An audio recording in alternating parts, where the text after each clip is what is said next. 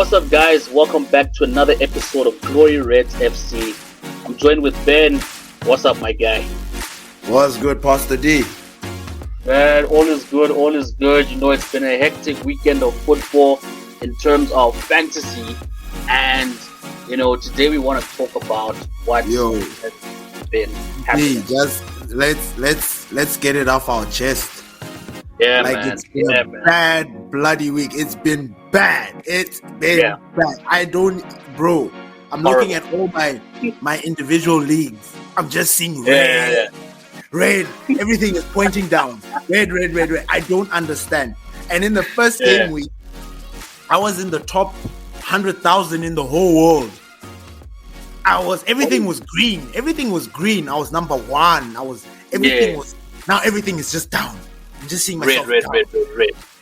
Man, Haaland is Oh man, I think that Haaland miss affected everybody globally.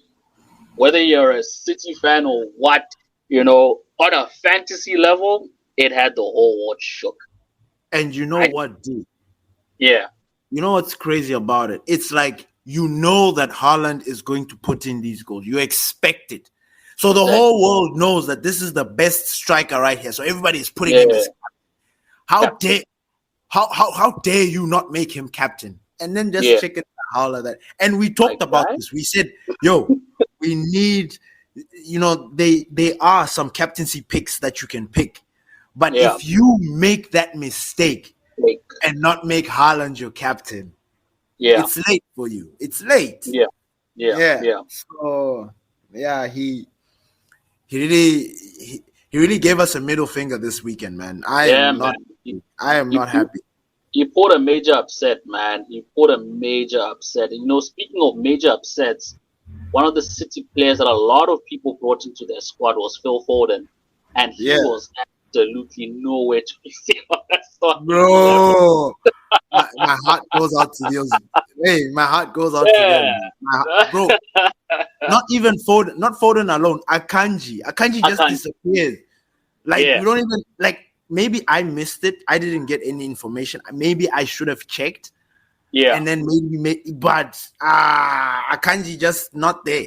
And he is looking like the kind of player that, you know, in fantasy, you have those players that you're just going to leave in your squad. The whole season. Remember, like Rudiger, when he had that amazing season. I just left him there. I was like, Rudiger, just do your thing. Get me those points. Go crazy. And he was there the whole season. So I was thinking Akanji was going to be that.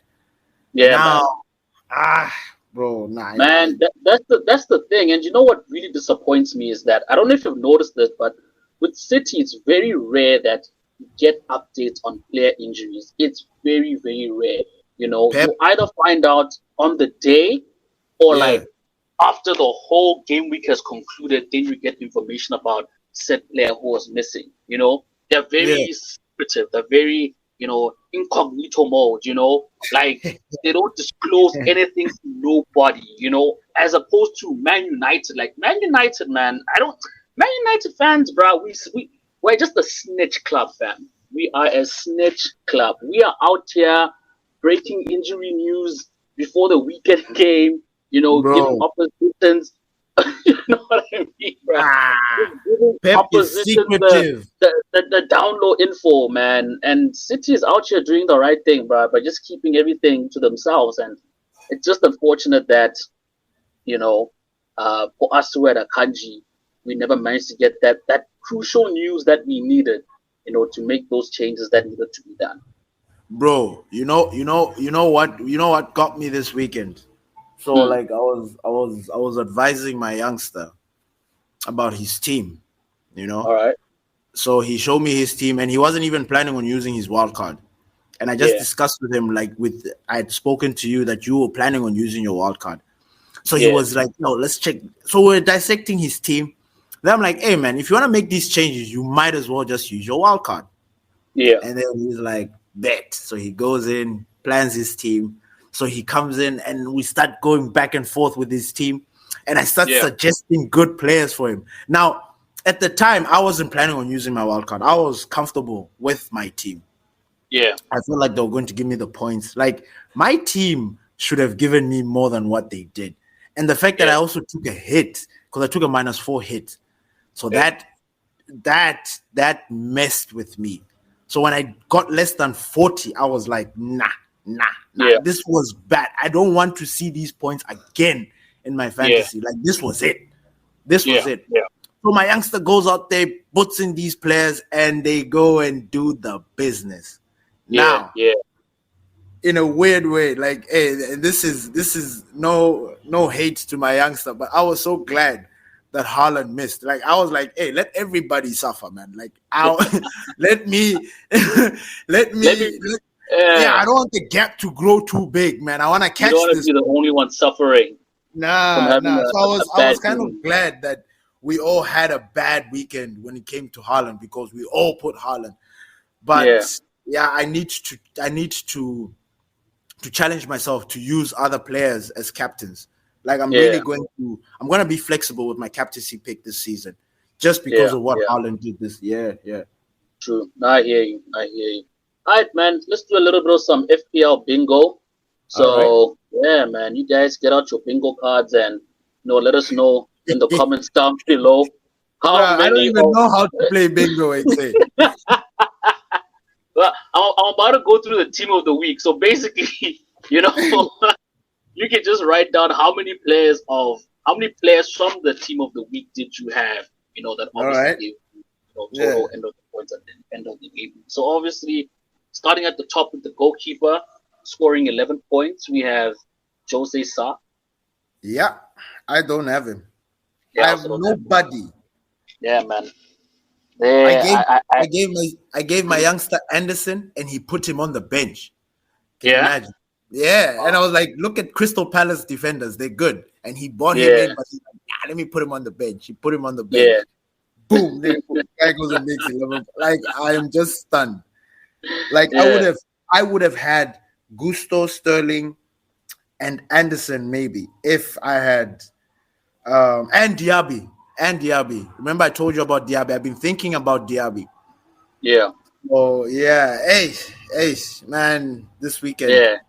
Right, let me go through the defenders. So we have Max Cash scoring 17 points, had an amazing game. Whew. We have Malo Gusto, scoring in 14 points. Right. We have Destiny Udogie from Tottenham scoring 12 points. Good game there. We have Anderson. Sorry? I'm saying Udogie, he duggies. We have Joachim Anderson from Crystal Palace coming in with 11 points. Raheem Sterling from Chelsea, 19 points. Diaby, 12 points. Bowen from West Ham. West Ham played... Who did West Ham play again? West Ham played against Brighton. They smashed Brighton, bro. Oh, yeah. Coming in with that great result. With the 3-1 victory. And he scored 12 points. And then, of course, we've got El Capitan Bruno Fernandes from our club, Manchester United, scoring 12 points again. Beautiful comeback match. We spoke a little bit about that in our previous podcast episode. Be sure to go listen to have a listen to that one. We've got Tauhina from Fulham scoring 10 points. And, of course, Darwin Núñez, the man of the hour. Hey! Bro, clinching the victory in the last minutes, fam. Coming in with 11 points from Liverpool. When I was watching that Liverpool game, bro, because I had Shah, and I was like, I was happy with the clean sheet. I was like, at least I'm gonna get some points. And I was like, I was really backing Newcastle. I was like, come on, these guys are down a man. They're down Van Dijk. Like, the wall has been broken, like, has been cracked. This is your opportunity now to go there and just... And those 10 men down. Dog. And then Darwin Núñez. Bro, that was beautiful. Like, if that was a cup final or a Champions League semi or a Champions League final or something, like that would be spoken about. Like, people are not paying attention to how amazing scoring against Newcastle, 2 goals at home, down to 10 men. Nah, it's not easy. And man. putting rivalry aside, Liverpool, we know we're like water and oil, we don't mix. But that performance from Darwin Núñez was just spectacular, bro. I was clapping. The same bloody goal, the same way. Like, that was amazing, man. Well done to Liverpool. So yeah, guys, we'll be doing this every week. FPL bingo. Make sure to get your cards out, and leave your comments in the below and let us know how well you did against your own team and seeing how many players you had from that team of the week that scored you those amazing points. So yeah, so obviously with the weekend wrapping up, all the games have been played, players performing very well. Of course, people are looking to now sell their players and bring in these players that have been performing very well. So let's just go through like the top 6 or the top 5 transfers in this week. So on top first is Raheem Sterling from Chelsea, James Maddison from Spurs. We got Gusto as well coming in from Chelsea, Odogi from Tottenham, and Romero from Tottenham. So 2 Chelsea players and 3 Tottenham players that are coming through. Why do you think a lot of FPL managers are rushing in to bring these players? Is it because they had a good weekend, or is it because they've got favorable fixtures coming up? So just having a look at Chelsea, their next fixture is against Nottingham Forest. Yeah. And when you look at Spurs, their next fixture is against, this should be, I think, Luton, if I'm not mistaken. Mm-hmm. Which batch is this? Yeah. So, talk to me, man. Okay, so what's up? I think one of the reasons why people are flocking in for Chelsea players, the first reason is because they had a very good game this past game week. They were a different kind of animal. Sterling was a menace, bro. He was a menace. The Sterling that was sort of leading the charge at Man City? Sterling? Yeah, that time when Sterling was classed as world class. That Sterling kind of like re-emerged in that game, and it was like, whoa. But again, could it have been just because of that game? Was it a hit of the like a spur of the moment? Are we going to get the same consistency from Sterling? Like, as managers, are we going to rush in and make this decision, and then he goes in and flop, or we're going to want to wait and see? So this is where we are stuck. It's about, you make a decision whether you're going to bring the guy in and then just hope and wait to see if he's going to replicate the same performance, or you wait not to get him in, see if he's going to, see if there's some sort of consistency, because when you're bringing in a player, you want this feeling of, I feel like this guy's going to keep on doing this for like 2-3 game weeks. You like, no, I'm seeing something special here. Like, this guy looks like he's on form, like he's ticking right now. So it's a really, it's a gray area or a delicate balance. I've been encouraging managers like since the beginning. Even in our last podcast, in our previous one where we spoke fantasy, where I was like, we shouldn't waste time in bringing in these players. But at the same time, you have to exercise caution, because you bring in some players like this past game week. You bring in some players hoping that they're going to come in and change, and then the team that they're playing goes and smashes them. Like, you get these freak results in fantasy. So, man, it's all about what you're feeling, I think. But definitely, Chelsea are looking good. This Malo Gusto was looking really, really good. He was tearing it up there, man. And it's crazy, because you look at the first 2 games that Chelsea played, none of these players got these points. This is like a hike. It's one of those spike moments, like in a frequency kind of thing. It's just like a little spike. Then you have to wait to see if it's going to, flatten out, or it's just like a little bleep, or I don't know. So you look at Paulo Gusto, his first 2 games, he had 1 point, and the second game, he had 1 point. Yeah. And then now he goes and smacks of 14. And I'm here like, I want this player in. Yeah. Oh? Yeah. So So I No, think I get you. Same thing with Raheem Sterling. First 2 games didn't perform very well, scoring 2 points each in both games. But I mean, they played very well this last fixture, and the next fixtures against Nottingham. In fact, the next 5 fixtures are actually quite favorable for them because they're playing Nottingham, then they're going for the international break, coming back to play Bournemouth. Aston Villa is probably going to be their most challenging game because they're going to be playing that one. Is it away? And then they're going. It's going to be a home match. It's going to be a home match. And then they're going to face Fulham and then Burnley, and then only in October that's when they're going to face Arsenal. So for the next 5 fixtures, it's really looking in favor of Chelsea if they're going to continue this run of form. And obviously, Sterling being in the forefront, he's got a huge potential for scoring a lot of points. So I do believe that he is a player that FPL managers should think about bringing into their squad because he's also relatively cheap. Right now, he's going for 7.1, much cheaper than the likes of Saka, Rashford, and the usual midfielders that a lot of FPL managers go for. So I think he's really a good player to consider bringing into your squad.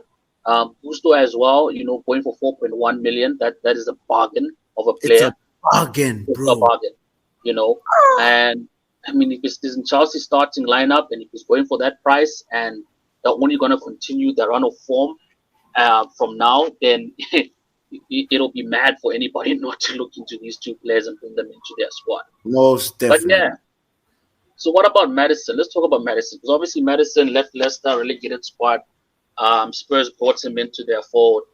Yeah. He's been playing very well. Played well against us as well. Obviously, they went and snatched that win.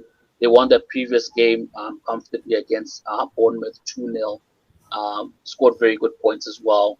He's a little bit more pricier than Sterling, going for 7.7 million, right? And when you look at the upcoming fixtures, right, they're going to be playing Burnley next. I made a mistake. I said Luton, my bad. They're actually going to be playing Burnley next. Burnley.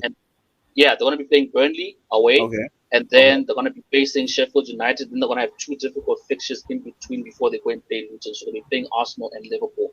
So just doing a 1-to-1 comparison between Maddison and Sterling, which of the 2 players do you think FPL managers should be looking into bringing to their squad, Maddison or Sterling?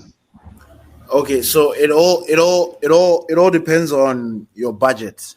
If you can afford both, go ahead and bring them in both because Maddison right now is in a good. I mean, Tottenham people are looking. So when you say bring them in both, are you saying FPL managers should take a hit or consider using that wild card? Oh, okay. Hey, my bad. I was actually thinking. Or bring them one in after the other. No, or get Sterling in and then bring Maddison in or something like that. I think I would go with Sterling because he is an attacker. He is always going to be looking for those chances. And I mean, okay, now this is the thing. Just based on this last game, Sterling was just all over the defense of was it Luton? Who did they play? Luton, right? Chelsea. Yeah, who did they play? They played much was Luton, yeah. Yeah, they were all over Luton. Maybe because of the quality, they had more quality, so maybe that showed. So and Chelsea are playing. What's the next game that Chelsea are going to play? Nottingham Forest. So you could also sort of categorize Nottingham Forest in that sort of that Chelsea is more superior than them in terms of quality. So I would think that Chelsea will dominate that game. When you on paper they will dominate that game, and I would expect if Sterling is in the run of form that he's in right now, I would definitely guarantee he can score 2 goals and even produce 2 assists. And Sterling, if you remember back in the days, he was always doing both. So I would go for him. Whereas for Maddison, I mean, he's not a very bad pick as well because he's always like his chances created are his chances created stats are always up there. So All he's right. always going to be trying to look into Kulusevski and Son, but then they don't have like what's this guy? Their striker. They don't have a proper striker right now.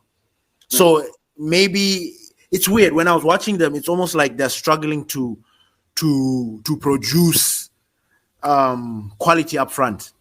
So it's always like it's almost like there's no focal point. So Madison is always trying stuff. So Madison, the reason why I wouldn't pick him is because then you would have to always rely on his free kicks and his corners and all those things because those guys are not yet ticking. If they get somebody up front who's actually going to be putting in those goals, I think Madison is going to be a very, very good pick because he gets into good positions and he knows how to play balls. Like, it's weird, but he knows how to put in those balls.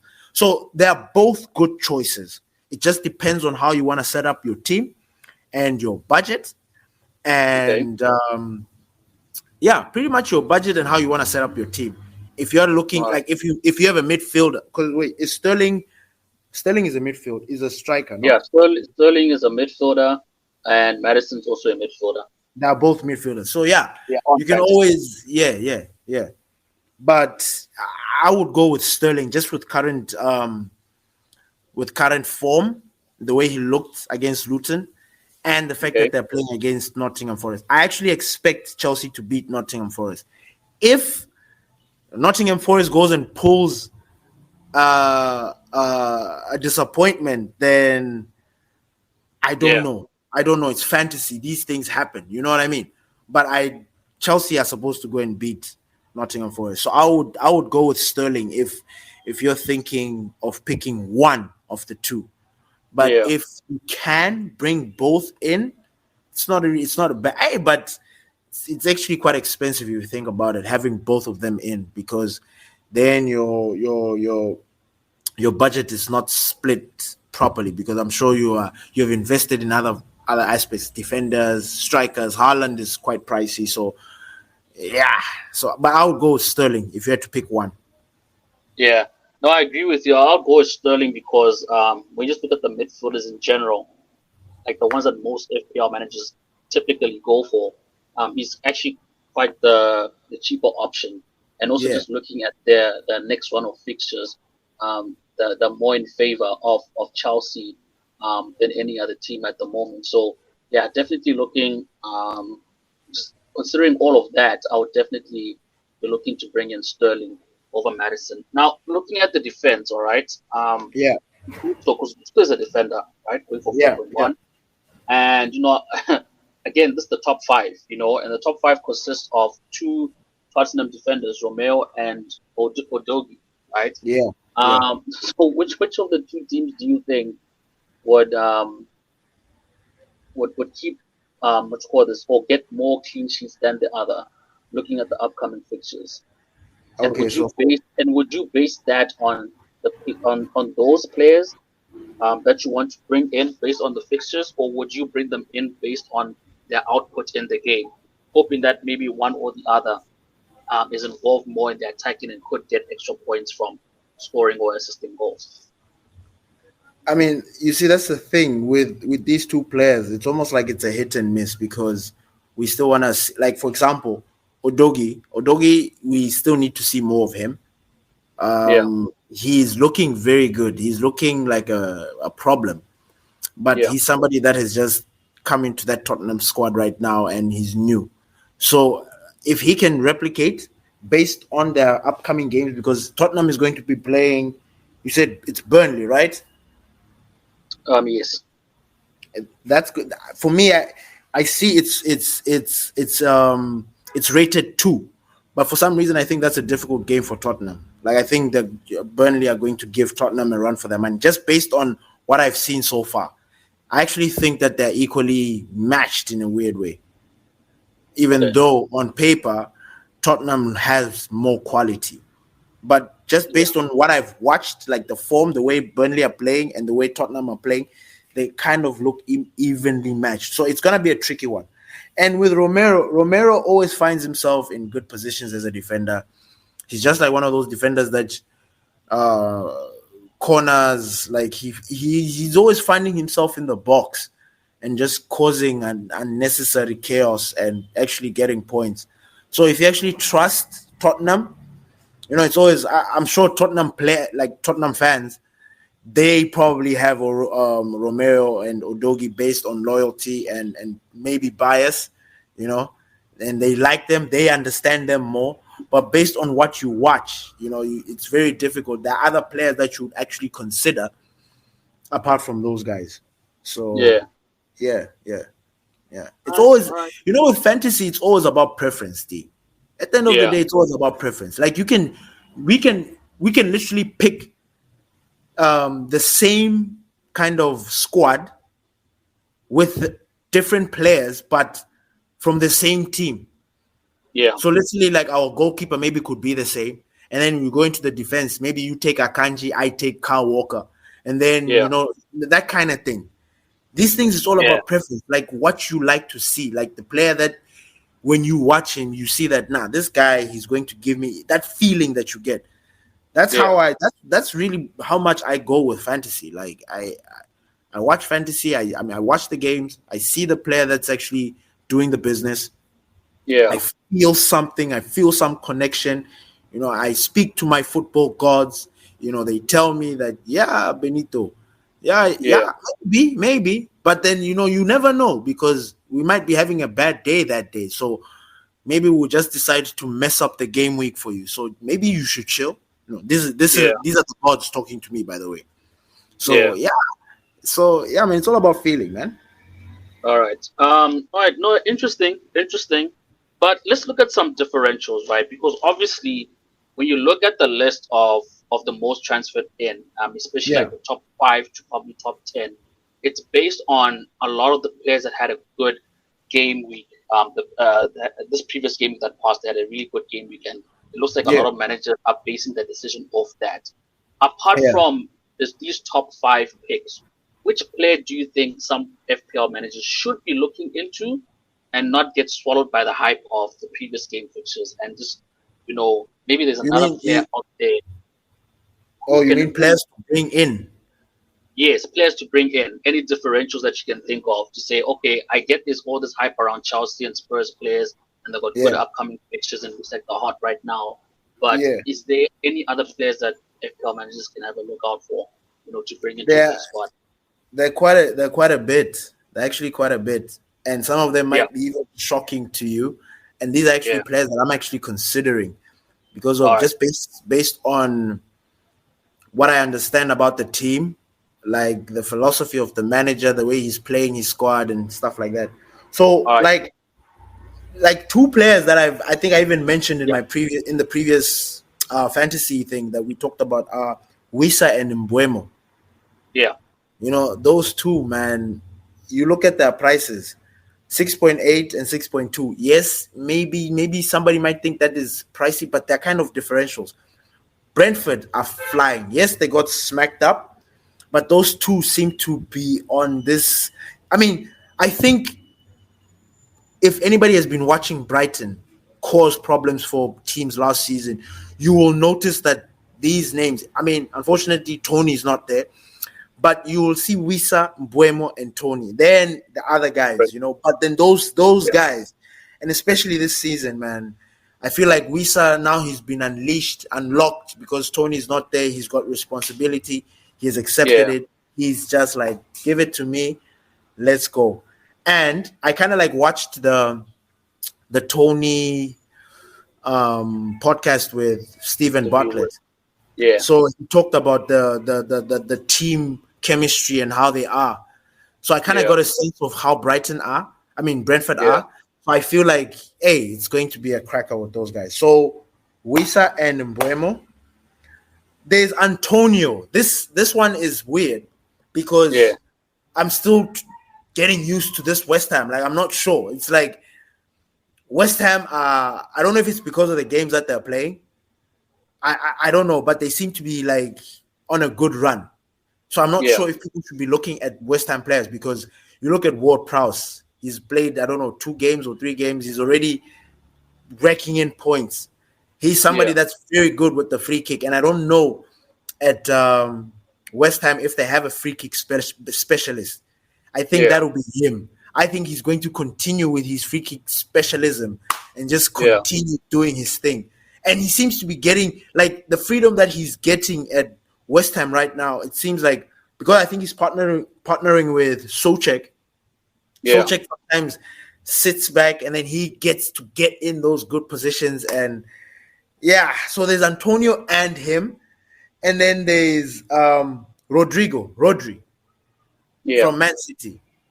Okay. People, I feel like people might be sleeping on Rodri because they assume that he's just a central defensive midfielder. But if you watch the way City are playing right now, Rodri has literally just taken over from where he left off last season. He's getting in the box. Like he's now, I don't want to say Kante. He's Kantefying the CDM position. You know when I say Kantefying, like Kante used to. Yeah.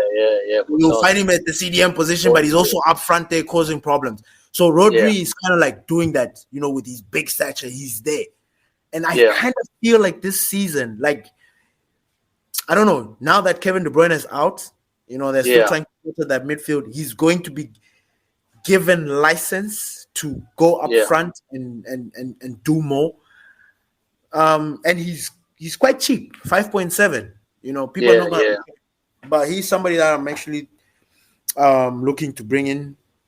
Of course, there are people like Darwin Núñez because Darwin Núñez is a tricky one only because he didn't start the first games. He's been coming in as a substitute, but he's done something so amazing that has left every manager like thinking twice, So I wouldn't say he's a differential, but he's a differential in the terms that in the fact that people didn't have him in their squad.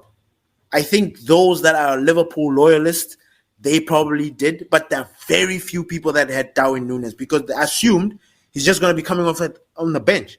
He might not start. So he came off the bench and produced 11 points. Now imagine if he had started the game. It's something that you think about. Like if he started, would he have given us these points? It's tricky. All right. Saliba,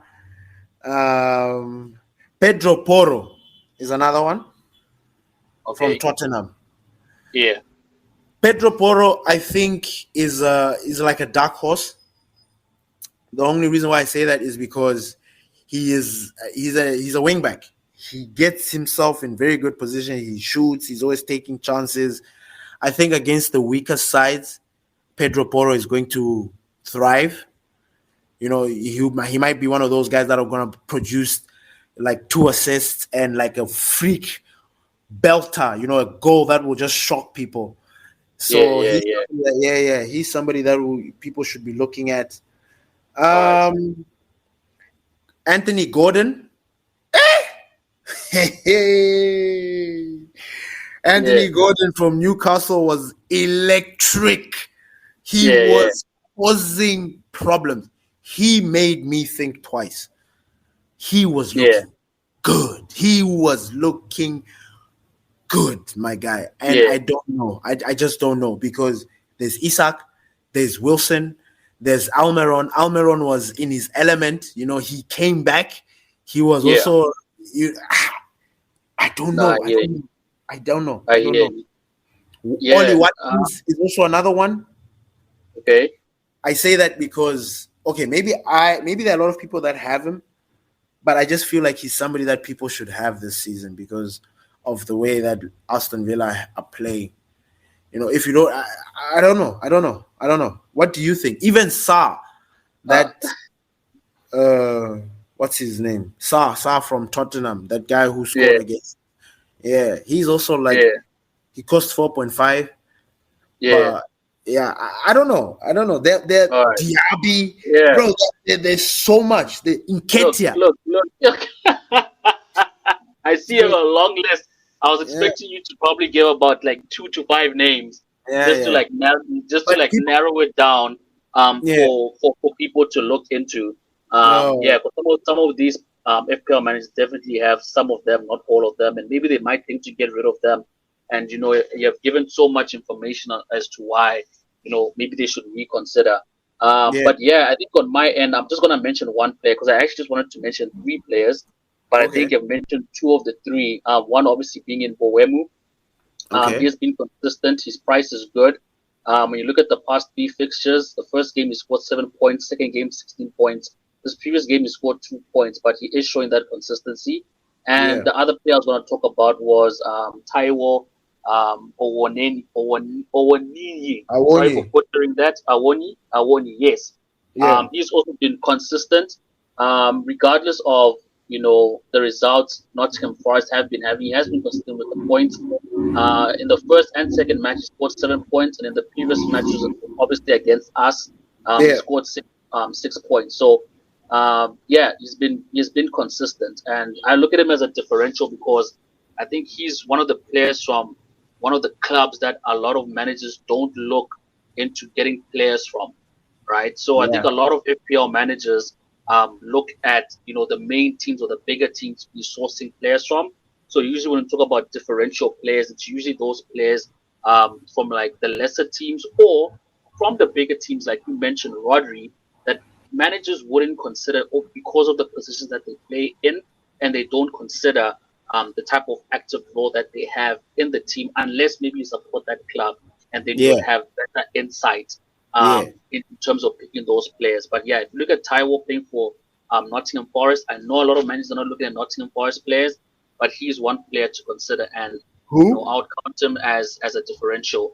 Taiwo uh, Awoni, Ah, Awoni. Yeah. Okay. The yeah, striker. Awoni. The, I, I'm reading it as I see it, fam. yeah. Awoni. Awoni. Yeah. So Awoni. So you don't pronounce the I after the N. I guess so. Okay. Awoni. Awoni. Yeah. Well, we'll ask his natives how they pronounce his names. Yeah. Yeah. Don't wanna, Yeah. yeah, because obviously the British commentators don't have that melanin in their pronunciations. My But sister has a anyway, lot of my sisters has a lot of Nigerian friends. I can ask them to read the word and send a oh yeah, video and tell us how it yeah, is pronounced. yeah. But I'm pretty sure Yeah. the FPL managers know who we're talking about. All right, so I've discussed a lot about players coming in or players to consider bringing in. Now let's have a look at some players that a lot of FPL managers have been looking to get rid of or have already got rid of, right? So Yeah. of course I'm going to mention the top five. We'll go through them just like how we mentioned the most transferred in. So right at the top we've got Luke Shaw, understandably. Number one, obviously Yes. because United are not playing well and because he's injured. Number two, Yes. we've got Gabriel from Arsenal. Number three, we've got Rashford from Manchester United. Number four, we got João Pedro from Brighton, and number five, we've got Mitoma from Brighton. So yeah, man, do you wanna give your thoughts? Yeah, I can understand why people made those changes, why most people are transferring those players out. Like Yeah, for example, we talked about João Pedro. Like we don't understand what's going on there. You know, yeah, he's a weird one. He looked very good in the preseason, and we really yeah, thought he was going to come in and just come in with a banger, but nah, it didn't yeah, happen. So yeah, I get it. I mean, he's very cheap, but I get why people are getting rid of him. Rashford is expensive, and the fact that we as United are not ticking, I can understand yeah, why they get rid of him. Gabriel, I don't really know too much because I don't. I'm not an Arsenal fan, so I don't know why. I don't know why he's not playing. Like yeah. who I don't know. I know Saliba is in. Who's the other defender that they have? Ben White. Ben White. Ben White. Yeah, Oh, okay. So it looks like he has lost his place. favor. Yeah, He's lost. Yeah, maybe he's a substitute for Saliba because okay. they're both left-footed players. Yeah, So I don't know. So yeah, I understand. With Mitoma, that one surprised me because it's a blip. You know, it's yeah, it's it's not something to rush because you can tell that Mitoma is a chance magnet. Like we know how Brighton are playing. You'll be one of those players that if you miss out on him, he's just gonna go and do a worldie, and you would have just missed out on him, So, and he's 6.6. So I don't know. I don't know how people are playing with their budget. I personally have got money in the bank, so I can really play around with my budget. Like I can really, really mess around and do whatever I want. Yeah. So yeah, those ones, Mitoma one surprised me. It really did. Yeah. All right. Yeah. So anyway, the way I see it is, I think why a lot of FPL managers are probably getting rid of Brighton players because when you look at the upcoming fixtures, they actually have quite a difficult run of fixtures. But not only that, but I think also the teams that they're playing next are defensively good.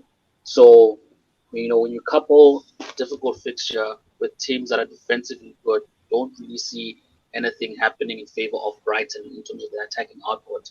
So I guess managers are seeing that they're not going to get the points that they're looking for in Mitoma for the next coming fixtures, and they would rather use that money somewhere else with players that are going to have better run of fixtures and be getting them better points. When you look at Luke Shaw, it's an obvious one. Gabriel, I also don't know what the situation is there. I had Gabriel in my squad. It seems that, Arteta, he has fallen out of favor with Arteta. I don't know why, but he seems not to be starting games, so I can understand why managers have now got rid of him. Rashford, I understand in terms of the price, but I thought that because of because of our upcoming fixtures, one, and two, because of Rashford's being played in his preferred position, that his output is only going to get better moving henceforward. Because if you look at the Arsenal fixture, yes, it is a difficult game, but Rashford does have a good goal scoring record against Arsenal. So true. For dropping Rashford for the next fixture doesn't make sense to me. And then, like I said, afterwards you play Brighton. I know we just struggled with them last season, but again, he's being played in his preferred position, and we saw in the previous game that he contributed to all 3 goals that made us win that game. So I think dropping Rashford now could be a bit too presumptuous. But I do understand in terms of the price. But I think he's one player. If you still have him and you're looking to get rid of him, maybe don't pull the trigger too soon. And just have a, what I mean. I better look into it. João Pedro, like I mentioned, he's not. They've got a difficult run of fixtures against defensively good teams, and he's also dropped out of favor. He did start in the first game. He scored a goal. He scored good points, and then afterwards we just didn't see him anymore. But who else do you think? If you just go down the long list, and not regarding the top 5, who else do you think that a lot of players, a lot of FPL managers, players that they have, who they should consider maybe, taking them out and bringing on someone else? You mean who from their squad? Yeah, from their squad. Yeah, like just having a look at the transferred out list, right? Because there's a lot of players inside the top 5 that a lot of managers are looking to get rid of. So obviously, I've seen Martinelli. Martinelli's coming in at number 7, just after Onana. Onana, I can understand. Martinelli is another player where I'm scratching my head a little bit because I don't know. I haven't been really watching Arsenal matches, right? It doesn't look like they have a hectic run of fixtures coming up. And he has been good so far. So is he like one of the players that managers should maybe think twice, before getting rid of him? No. But and then Odegaard is on the list. You know what I mean? Eze is on the list. And Salah is on the list. Like, okay, why are you guys getting rid of them? This like especially most of these guys that you've talked about, I think it's based on what they're seeing, like the football that they're watching. Yeah. I think a lot of these managers are not confident that these players are going to produce the points that they want just based on how the teams are playing. Like, for example, Martinelli's played 3 games so far, and those first 2 were the kinds that you would expect him to do the business. But the first one he got 5 points, but the second one he got 3 points. That was not good enough, especially for what they know Martinelli to be.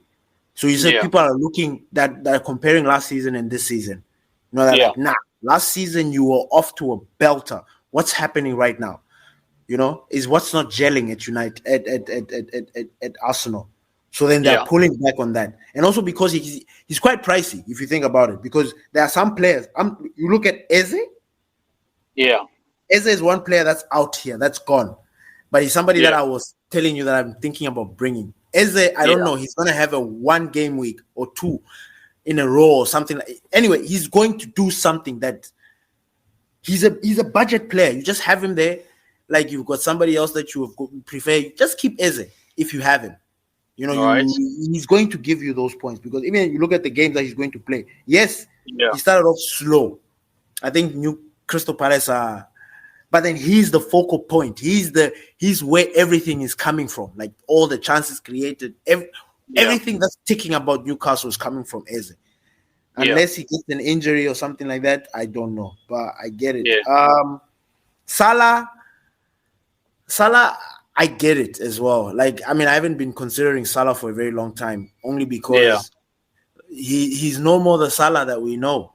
He's always going Yeah. to he's always going to be Salah. Like he's always going to produce He's always an gonna assist. perform well. Yeah, he's always Yeah. going to perform well. He's always going to be professional and put in a good performance. But you look at Liverpool now. And you know what's funny? I wanted to actually talk about this yesterday, but I didn't know how to. But I looked at Liverpool yesterday. I mean, when they were playing, I looked at the squad and I looked at their bench, like the subs. Yeah. Bro, there's no depth there. There's no Yeah. depth. Yeah. Yeah. Like they're kind of like I won't say a crisis, but there's Potentials. something missing there. And Yeah. you look at how, I mean, nowadays Salah is getting substituted, like, he's doing tantrums. And so I Yeah. get it. He costs 12.5. He's Yeah. That's a producing lot. just 1 assist or 1 goal. That's not enough for Yeah. double-digit priced players. You expect, Yeah. I think that's why even people Double disappointed digits on a Haaland. daily basis. Yeah. Yes, you expect Yeah. them to give you double digits.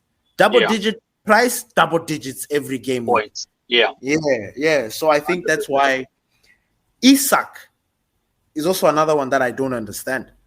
Yeah. Like I get it. I didn't have him. I was thinking of bringing him at one point, but he showed me glimpses of, oh my God, this guy can actually cause problems. I think he was just playing a difficult game against Liverpool, but he's playing against Brighton next, and then Brentford, and then Yeah. Sheffield United. I think those are very good fixtures for Newcastle. Yeah. But I think they can get good points there. So I think he's going to rake up some points. And I wanted to talk about just to clarify something. Like there's something that you mentioned, but I've now forgotten. I should have All wrote right. it down. Okay. When Concerning. concerning like the fixtures, I think we're talking about the Brighton games that are coming up. Yeah. And you mentioned that the coming games that they're having are kind of difficult based on Yeah. what these guys are showing here. But Yeah. then you look at the teams. This is where I go back again. When you watch the teams, you watch the way they play. It looks like it's Yeah. going to be a belter. So you look at like the Brighton game. That next difficult game is against Newcastle. Yes. I don't know why I can't help but think that it's going to be a goal thriller. And it's not a problem to have Brighton players and Newcastle players because I think they're Yeah. going to. But then you have to pick the ones that you prefer. But Yeah. you see, like Mitoma, I feel like people are rushing to get rid of somebody like Mitoma based on Yeah. that kind of decision because it Yeah. can flip. Yeah. Yeah. No, I hear you. In terms of that match, the Newcastle Brighton, um, I don't see it as being a high scoring game. Okay. Only because I think Newcastle what you call this, they've been very strong defensively last season and this season as well. So they've only leaked in 4 goals so far, Yeah. and yeah, they haven't really, and mind you, against City, right? They lost to 1 goal, and that's against City. And then Yeah. Liverpool, it was thanks to the Darwin Nunes, individual brilliance. But other Yeah. than that, I just don't see it, Brighton pulling an upset. So I think I would rather have Newcastle players in favor of that fixture than opposed Okay. to Brighton players. And like I did mention in the previous fixtures, the previous 3 fixtures, I think, if I remember correctly, Brighton have only scored 1 goal against Newcastle in the previous 3 fixtures. So Okay. just, putting all that information together, if it will be a high scoring game, it will be in favor of Newcastle. But I just don't see, Brighton, going out there. I just don't see like a 3-2 game or something like that. If Brighton have to Okay. score, it'll probably be one. Maybe the game will end maybe 1-1, 2-1, Yeah. somewhere along Yeah. those lines. But I Yeah. just don't see it going in favor of Brighton. So I can understand why a lot of players have been looking, to chuck rid of the Brighton players, given their next fixtures. So yeah, man. But there's some players which have been flagged, right? Yeah. And obviously, yes, some of them do have injuries and stuff like that. But let's have a look at Akanji, because Akanji's been flagged for illness, and a lot of players are getting rid of him. Do you think that's a good idea? No, I don't. I don't. Especially if it's an illness. He's coming back. He's coming Yeah, back. yeah, He's coming back. Yeah. And now the tricky part is how is Pep and his Pep roulette thing. yeah, Like, yeah. was he not happy? Like I saw the defense. It was Ruben and Vardio and Kyle Walker, and who was the left back? Uh, who was the left back? I actually don't remember. All right, let me check real quick. All right, no worries. But yeah, but if it's an illness, Akanji seems to be favored. He's playing very well. He's also one of those players that has just continued from where he left off last season. So I don't understand why people are getting rid of Akanji right now. I really don't. Yeah, His price is good, but I can also yeah. understand why. Because What do they want to get maximum points before the international break? Is that why maybe they're looking to get rid of him? Like, okay, this is going to be the last fixture before the international break. Let's bring in the players. They basically just want to have like a good game week. You know what I mean? And then go that international break, and then now looking to bring in those players that are offloaded back into their squads. yeah, I think that's what they're trying to do. I mean, maybe I don't know, but yeah, man, I'm trying to get this City. Okay, here we are. All right. Ake. How can I forget? Vardio was playing left back. Ake was in the Oh center yes, with yes, Ruben yes, Diaz yes. and Yeah. Kyle Walker. I can't believe I fluffed that. But yeah, that's the City defenders. People shouldn't sleep on them. City defenders always get good points because City always try to keep a clean sheet. They're very relentless with that. So, and right now the City defenders are actually quite affordable. If you look at their prices, they're quite affordable. You look at Virgil van Dijk, he's 6. Trent, I don't understand how he remains to be so expensive. Yeah. Nah, man, nah. I think it's that consistency. Like I think his current price warrants his previous form warrants his current price. Let me put it like that. How many assists did he have last season? I don't know. Last season assists. He had 11 assists last season. Oh yeah? Was he who was above him?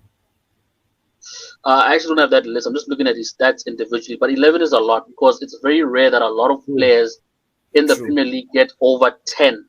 I think it's only De Bruyne who was consistently exactly. So he's probably like first. Exactly. You check what I'm saying. And in the season before that he had 12, and the season before that he had 8, but then before that he had 15, and before that he had 13. So he has been doing this consistently for like 5 seasons. You understand what I mean? So I think his price warrants, you know what I mean? Yeah, that's true. Based off his form. So he has been consistent for a minute, and he's a defender. I mean, you don't expect that type of output from a defender. Yeah, but you know what's funny about that? It's you have to base that on game by game by game, Yeah. because you'll come against the big boys and then they'll twist and send him to the shops, and then he True. loses points, and you Yeah. have him, and you're like, nah, man, and ish. Yeah. Yeah. I hear you. I hear you. But yeah, man. Oh, that's been You know what I a was, rundown. Yeah. thinking, D? I was Okay. thinking we should have a temporary captain pick, because I mean, since we are still early in the week, All and right. since we'll come up with another one, another poddy Yeah. for fantasy. Let's. Who do you think is your your your preliminary captain? Like, in All right. case you forget, say for example, you forget to get into your team, who are you gonna put Yeah. in as the captain right now, so that if you do forget, you are comfortable that he's captain. You Now, know? is this based on my team or is this based on, let's say I have to make a transfer into my squad or something like that? Is this based on my No, current team or who I think? but it's in general. Just take it in general, so that, like, because I'm sure there's some people right now who are thinking about a captain, who they're Yeah. going to pick for their captain. But then Yeah. as the days go, you keep on changing. You keep on having different ideas. Those that are Yeah. maybe are going to be playing their wild card, or maybe Yeah. using one of their chips. You start to want to think about this kind of thing. So it can be somebody today, but then maybe tomorrow Yeah. it'll be somebody else. You know what I mean? But I mean, just now for Yeah. us, because we're about to close, who do you want? Like, who would you put in? Okay, let's just put it in your team. Yeah, in your team. Who would you have as your captain, like, for the time being? It's in my current squad. Yeah. All right. So let me just go to my team real quick. But off the top of my head, obviously because I've got Haaland, I'll probably it'll be between Haaland and I feel so bad for saying this, but it's fantasy Saka. Saka. Wow. Yeah. Yeah. Interesting. Yeah, I think the Arsenal Manchester game will be a high scoring game. Um, yeah, I think there'll be a scrap for points, and there'll be a scrap for those 3 points before the international break. So I'm expecting both teams to not hold back. I expect to see end-to-end football, and with that end-to-end football, it's gonna come up goals. So, and yeah, Onana, like, I'm not taking digs or shots at him, but I just don't think he has that shot-stopping ability as David De Gea. And we know Arsenal in the past for having a lot of chances at goal. And, Dave has been there to save us a Yeah. lot of the Yeah. time. I mean, that's literally the fixture where he broke the record for the most saves in one game. So, yeah, man. And Yeah. with obviously Luke Shaw missing, and Saka comes off that flank. So I don't know who they're gonna put in that position. Dalot is not defensively strong on either position. So he's definitely going to get beaten. We're going to have the Butcher there. Not that I don't trust him, but I do think he's going to get an early yellow card in the beginning of the match, which is going to force him to be disciplined for the rest of the match. And Yeah. I think Yeah. Saka will take full advantage of that and really go at it. So I kind of see Saka getting 2 goals against us. Not to say they're Okay. going to win. I'm not saying Arsenal. I did predict Arsenal to win, but if they do win, it's going to be because of Saka. So I'll have Saka as my captain. I think you'll put in 2 goals or have it a goal or an assist. And then Haaland is Haaland. Haaland will always be a top favorite pick for captain. But that's in Yeah. my squad, obviously. Yeah. So those are the 2 players I'll be looking to make captain. What about you? I mean, I'm planning on using my wild card this game week, but so far, I haven't used it yet. Yeah. So So in my your current front three are actually my contenders. I have okay, Wista, I have Alvarez, and I have Haaland. Like, any okay, of those can have my captaincy pick. But right now, as okay, I'm looking at my team, my captaincy is on Haaland all right. and Wista. I mean, I'm trusting Haaland, man. I am. Yeah, That yeah, Viking is a beast, and yeah, I would be a fool to think otherwise. yeah, So just there. So in case I forget to make yeah, changes in my squad, I'll leave it on Haaland. If Haaland doesn't play for some wicked weird reason, yeah, I'm yeah, comfortable with Wisa being my vice captain and taking on, because he's playing Bournemouth at home, and I feel yeah, like, fish. I don't know. Opportunity for points there. A Yeah. little bit off topic. Yeah. Do you think because of Luke Shaw being injured and Yeah. the threat of Saka, do you think Ten Hag may swap Saka and Dalot around for that match? No, I don't think so, because Yeah. the threat is equal on both sides. Okay. You can't you Let's not forget about Martinelli here, because Martinelli is a Yeah. menace as well. He True. runs at you. So because of that right-sided, I think Dalot will be twisted and turned. Either way, I mean, it's gonna be a problem. It's gonna be like a fight. Dalot is going to have to like put on his big boy pants and make Yeah. sure he shuts down Saka, because there's no other way.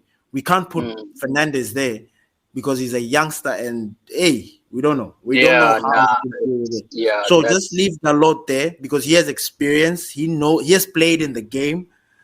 Yeah. And then you let Wan-Bissaka deal with Martinelli that side. I think if we are able to shut one of those wings, I think it will be a Yeah. win for us, because then we know that one of them has been silenced, and then the other one we just need to contain him, and then Yeah. we just have to make sure that we score on our side. Yeah. So yeah. You Alright. mentioned that Saka might cause problems for. I think he will. But I think we'll also be able to contain him a little bit. Yeah. I really think so. Yeah, Nah, yeah. yeah. Nah, yeah. Now we'll reserve that talk for a match preview, obviously. All Um, right. yeah, this weekend before the game, so we'll definitely dive more into that. But yeah, man, I think we can end it over here. Yep. I hope we've covered everything. I hope we've given you guys enough information, some intel, some advice, on who you can think of getting rid of, who you can think of putting into your squad, captaincy content, what you call this, players that you can content to make your captain. We're definitely going to have another session before the start of this game week, just to give our final thoughts on how we've set up our teams and which players that we're thinking of having in our squad, and just have a final talk before that game week starts. But yeah, I think Yeah. with all that being said, is there anything else that you'd like to say before we wrap up? Outcut this game week, and somewhere along the line, when we make our next podcast on fantasy, I'll talk about my team, and then I'll ask you some questions, and then maybe you can help me and see what we can do to spice up my team. But yeah, man, that's just about it. All right, and thank you once again, guys, for listening to our podcast. We really appreciate the support. Don't forget to catch us on all your favorite streaming podcasting platforms, on Spotify Music, Apple Podcasts, Google Podcasts, Amazon Music, Spreaker, and everything. All the links to the podcasting platforms are on our website. You can check that out. We're going to have a link to that in the description of our podcast. Join our WhatsApp group to continue the conversation. And once again, we thank you guys for listening to Glory Red's FC podcast, and we'll check you guys out the next time. Peace. Nice.